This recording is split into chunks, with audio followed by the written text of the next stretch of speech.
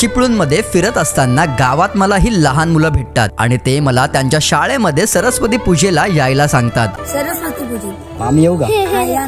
खरं तर ही मुलं गावातल्या जिल्हा परिषद मराठी शाळेमधली। मराठी शाळेसाठी त्यांचं प्रेम खरंच खूप हार्ट टचिंग होतं। इंग्लिश थोडं येतं पण मराठी शाळा बेस्ट आहे। एकीकडे त्याच गावातली इंग्लिश मीडियम मधली ही मुलं आणि दुसरीकडे मला त्यांची शाळा दाखवायला जबरदस्तीने घेऊन जाणारी मराठी शाळेमधली ही मुलं। मराठी मीडियम क्योंकि यहाँ से सेहत बनती है, वहाँ पर सेहत नहीं बनती।